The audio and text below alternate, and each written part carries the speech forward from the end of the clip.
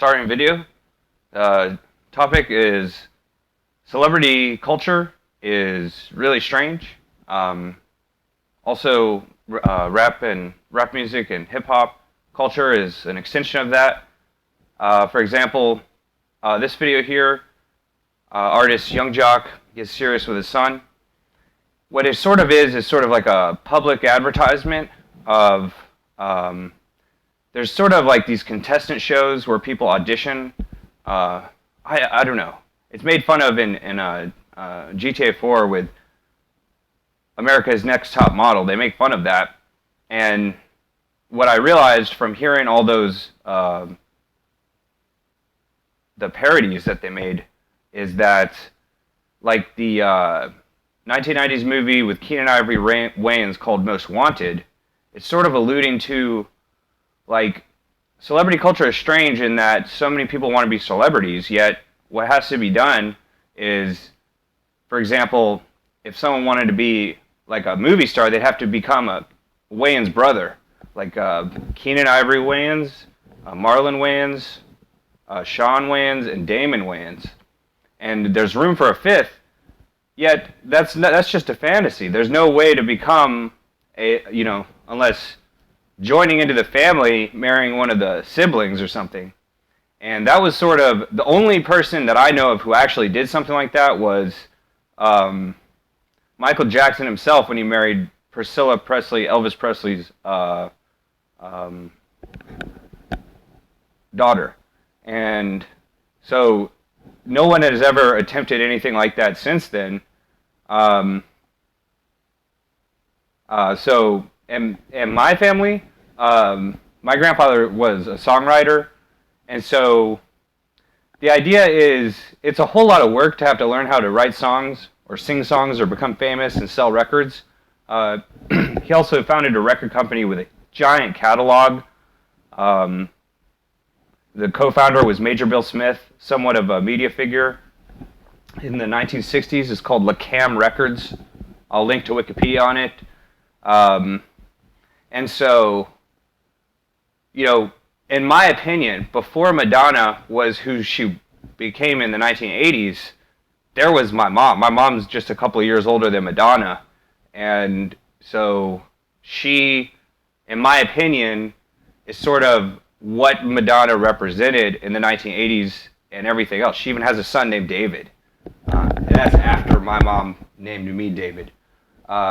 Just as a side note, what I've noticed is a lot of social media, from what I've seen of myself, is it's very frustrating to edit videos, so I just try to do everything off the cuff now, all at the same time.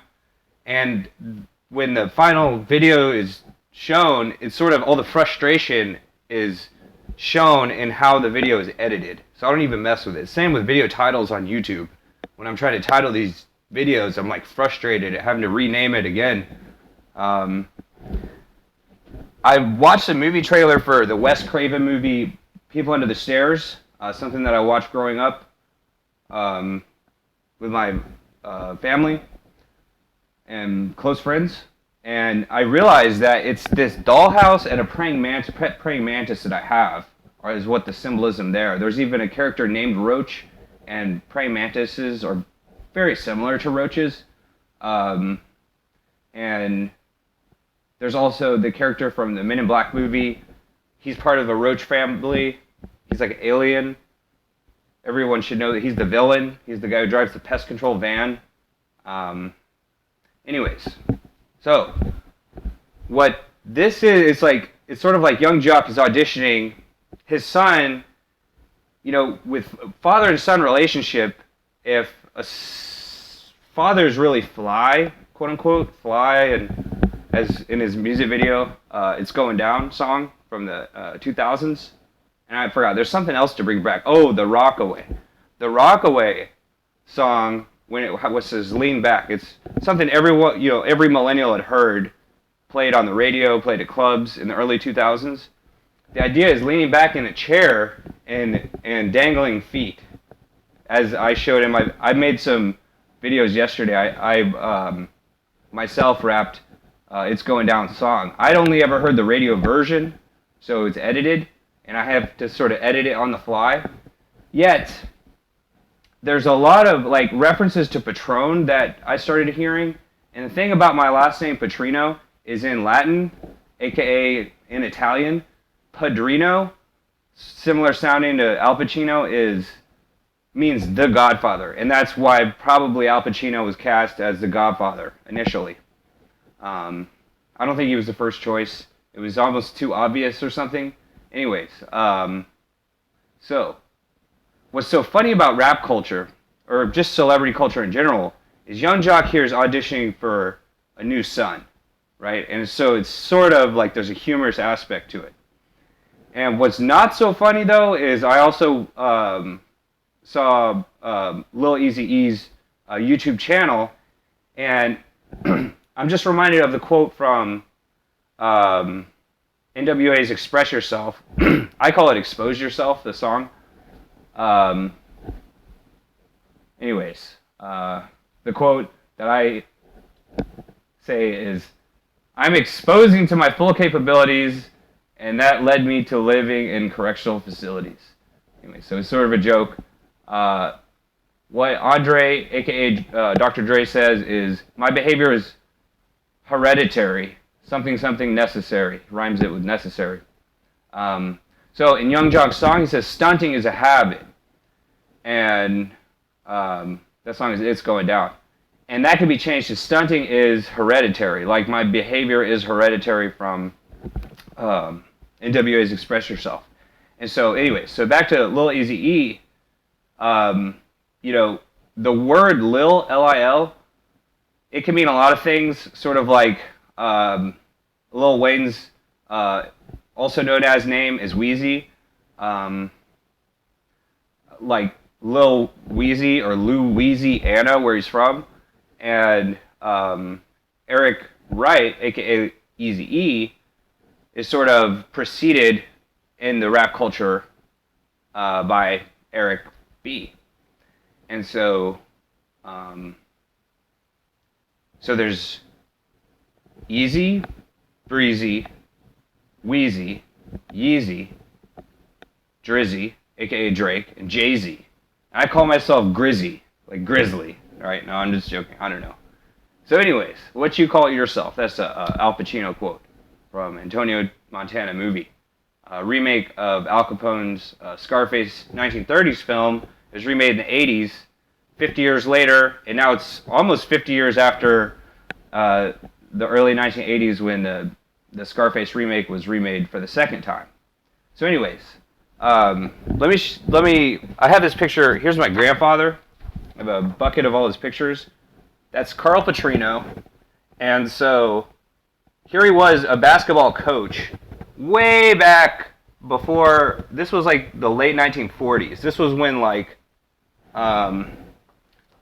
instead of shooting hoops like this, people used to shoot like that. Like there's videos of this in the early days. That was him as a coach. Here's him as a player. He's one of the taller ones. He's right there. So that's Carl Petrino. And so I did some ancestry research. My grandfather, Carl Petrino, and then my father, Dale Petrino, and I'm David Petrino. What's funny about Italians is how their last name ends in a vowel. So they can be squished together. Like Dale Petrino, David Petrino could be all squished into one word, almost. And Carl's two fathers both had the same name of Carmelo Petrino. And what's funny about that, I don't know. Here's a newspaper clipping of my grandfather at a school dance. It reminds me of the Back to the Future dance. It says, Aquatine City Recreation in Cleveland dance. It's like the, does that say witty? Oh no, that just says with. The Enchantment Under the Sea dance in Back to the Future. It's only mentioned. It shows like a brochure and stuff. It says, Irene Kowalski and Carl Petrino Jitterbug is what it says in this. I think it was the 1950s. Either, wait, I don't know when that was. Oh, yeah, I don't know. When I was a teenager, I definitely did not look like an adult. some of his documents. Here's some correspondence. Reminds me of the LA Noire video game. Dear Carl, September 1957, from Los Angeles. So he was one of his people he was trying to be recruited to join this junior college. I don't know. I'll read it. So I have a video about this. I don't know. There's a whole lot of stuff. That's just the tip of the iceberg over here. Oh, here's my Uncle Vincent that wrote him a letter in 1959. I've already showed all these things, I think. So what am I saying? What am I saying here? So, Lil Eazy-E, it used to be called rappers. You know, there were DJs and there were MCs. It means master of ceremonies, like sort of like a host of a party or something. Person who plays records. It's similar to a DJ.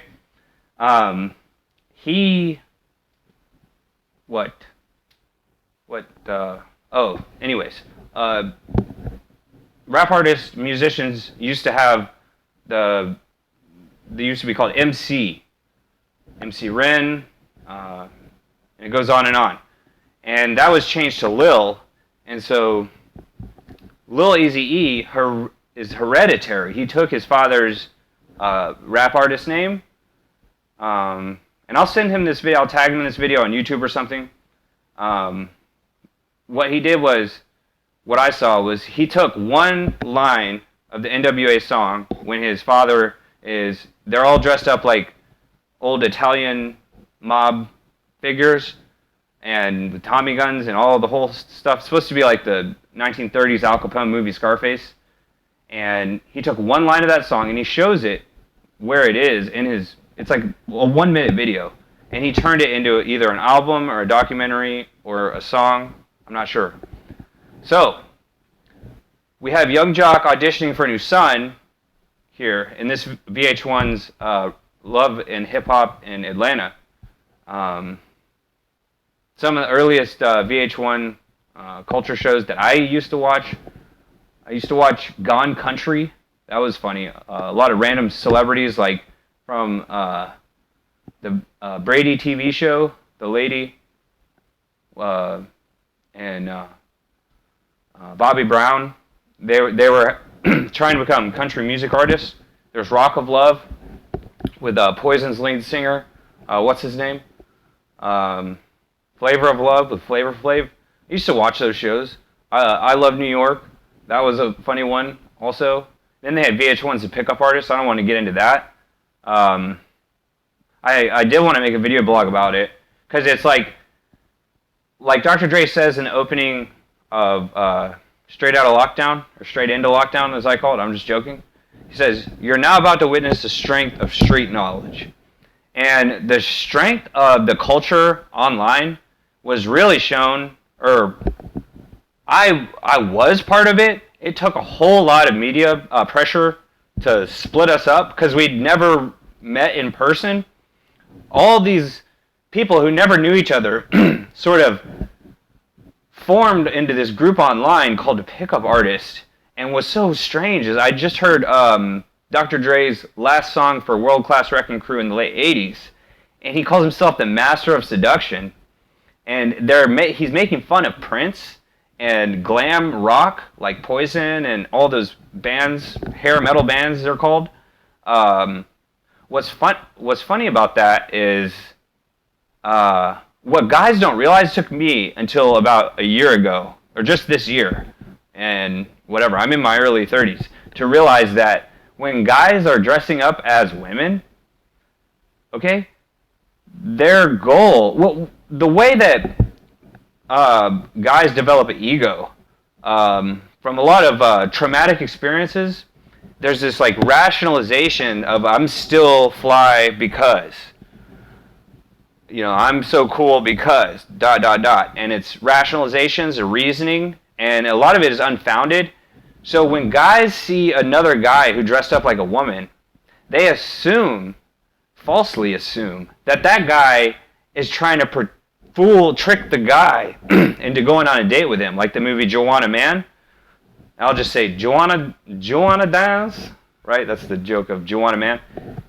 Anyways, what was happening there, just like Prince and all these hair metal guys in the 1980s, no, not at all. They were trying to dress up as women to hook up with women.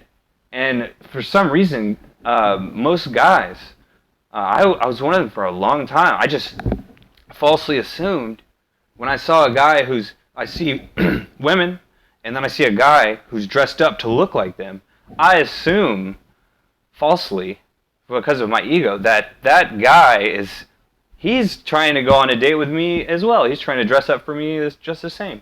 And that's not true at all. It's like, guys might as well be a piece of furniture or something. What did I say about this Wes Craven movie, The People Under the Stairs, and my praying mantis? I'm trying to get my praying mantis to move in there. There's like some stuff in there, that door doesn't open. I'm not going to mess with it. So I found this, well, I'm not auditioning for a new father. I found this book that he's working on.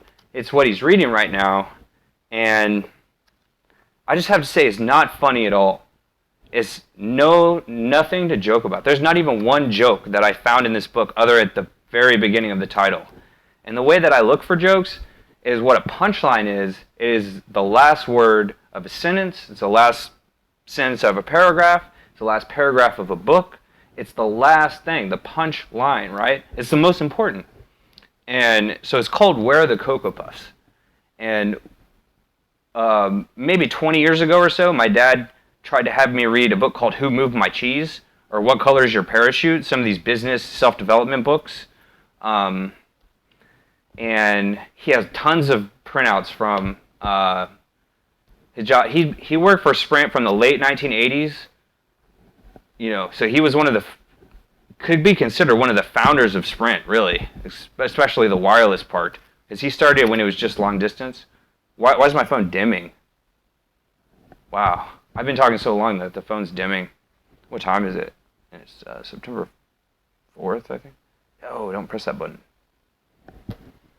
Don't touch that dial. Anyway, so went from Who Moved My Cheese, the book we used to, I don't know what it was about, to Where Are the Cocoa Puffs? And so another thing about Young Jock is his name, like Carl Jung, also similar to my grandfather's first name, Carl. Patron, like I said, is Padrino is Italian for Patrino, and that's why Al Pacino was in the movie The Godfather, because that's what it means in Italian. Anyways, this book is about a family. Here's about the author, Karen Winter Schwartz. There's nothing funny there's not even one joke in this book. And I'm not saying it's a joke book. I'm just saying that I look for humor everywhere. I can detect humor very, I don't know. Anyways, so there's a character in this book named David, and he's the older brother he's the side character of, I don't know if it's a fictional or if it's real. The main character, who the perspective is told from, is from the younger sister named Amanda. I think the name is Amanda. This is what this book is about. And I meant to, there's also Jerry. So it says, Amanda, quote unquote, Jerry's voice came out harsh and daunting, his own fork dangling precariously from his fingers. That's not funny at all. Nothing about this is funny. Anyways, so here's my dad trying to understand, because the side character is like the villain of the book is named David. He identifies as my younger sister, and he's my dad. I don't know how to explain this. That's how our relationship is. I relate a whole lot more to my grandfather and stuff like that than my own father. I don't know. It wasn't always that way. Definitely not growing up. It's just that I don't know. I was just going to go through this book, and it just said punching, like a punchline. Oh no, it's just this Carol was panicking a little now. She called to school at least once a week, talking to Amanda's academic advisor. I don't know. I'll go through this book later on. It's about family's journey to a healthy mental health, and that's a horrible way to end the video, right? But there were some quotes. I'll go ahead and link to. I made like 3 different renditions of this song, myself rapping it, and I can even make the beat using a Bluetooth keyboard, a phone, a tiny computer sound system, and I don't know. There's one sound in this song. Oh, my hair's all messed up. That sounds like, I don't know what it sounds like. I don't know how to explain it. Make the beat. I can make this beat in 5 minutes, I think. My own beat. And I want to take a sample from Kid Rock's Ball with the Ball when he says, "He who wants peace, prepare for war." Because that's what the instrumental sounds like in this song. Other than that, listening very closely, it sounds like a blinker that goes, right? Just the classic blinker sound from the song "It's Going Down." It's a very well-known song. So anyways, I'll hopefully try to do that again. There's a whole lot of references. I don't know. I have a lot of other videos about it. So anyways, that's all for now. Video over. And I'll link to one of the renditions that how I rap this song in a video yesterday.